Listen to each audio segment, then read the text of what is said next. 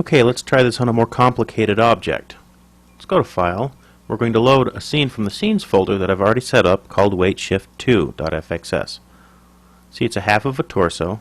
I've set up the basic bones, the butt, the hips, the neck, clavicle, and some extra bones sticking out, which some people would call spurs.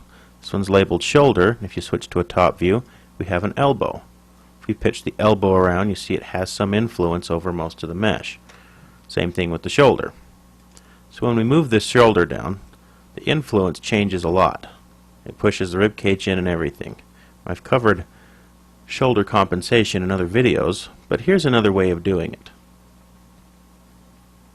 Let's change our object to all items. If we switch into setup, just tap that enter key a few times, it'll set a keyframe back to default in our animate tab. Now the first thing we'll do is switch back to our modeling program, which is Wings 3D. I have the same torso here. I'm going to turn off perspective view, and we're just going to look right down the front. What we're going to do is we're going to isolate the torso. We're going to move it all to one axis so that just the back, the butt, and the neck get to influence it. We're also going to take the deltoid, collapse that down to a point, and shift all the weights over so that that little spur sticking out of his shoulder is going to affect it. A way to demonstrate, like showing an example here, let's just switch to faces mode. I'm just going to select most of the faces around here. You can use the plus key on the keypad to grow your selection. We're going to remove parts of the deltoid. I'm using the A key to target my selection.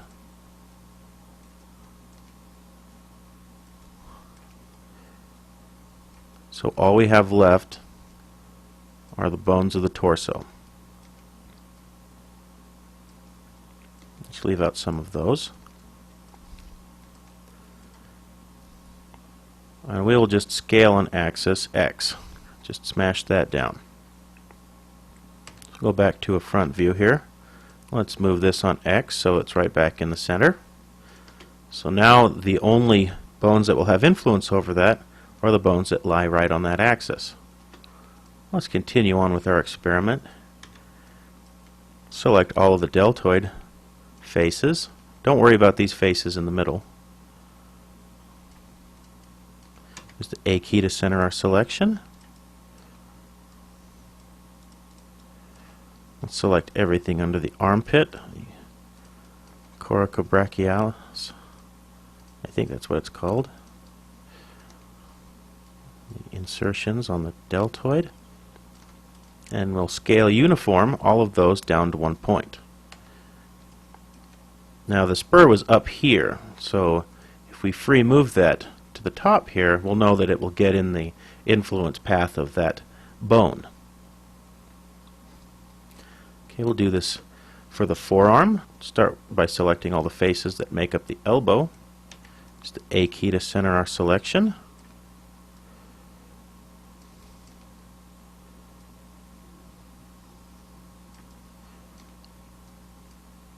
And we'll scale that uniform till it's down to nothing.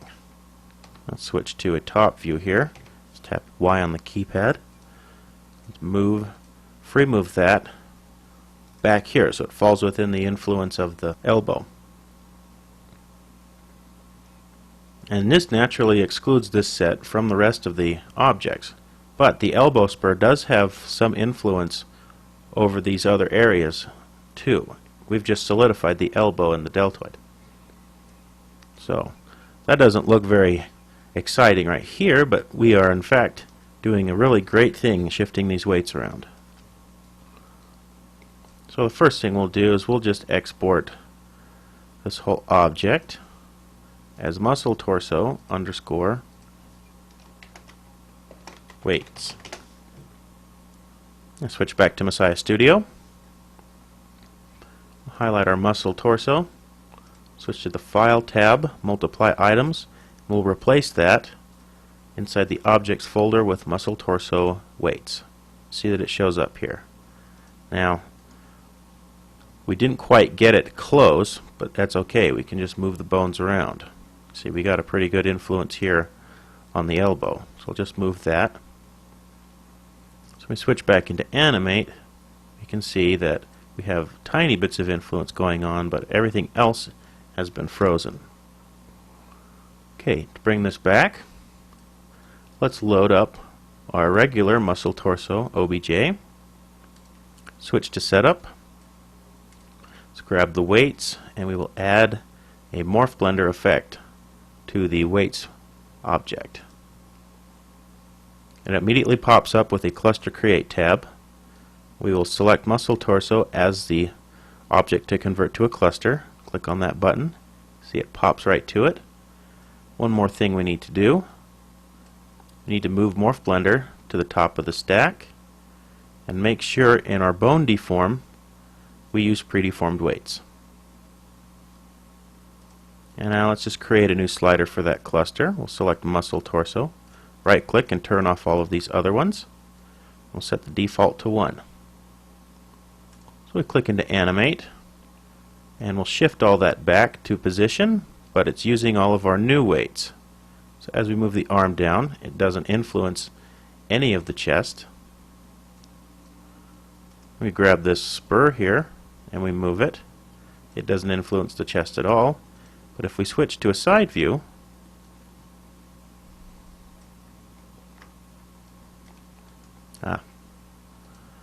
let's set that center bone there, set there, slip to 1 so it doesn't have any influence. I'll go back to animate.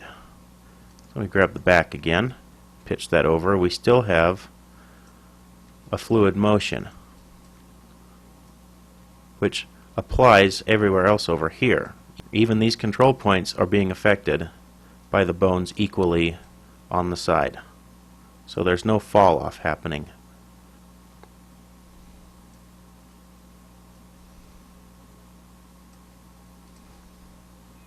Let's see, switch to a right view here. Let's grab our elbow. So we move our elbow up and down. We have a little bit of influence on the bicep, but we also have an elbow that's solidified. This is very handy if you need to break down a character into basic groups without having to split them out into Puppet Master sections. You still have to add an effect, but the effect is easier to edit once you get back into the modeler. Let's go to File. We're going to save this scene as Weightshift 3.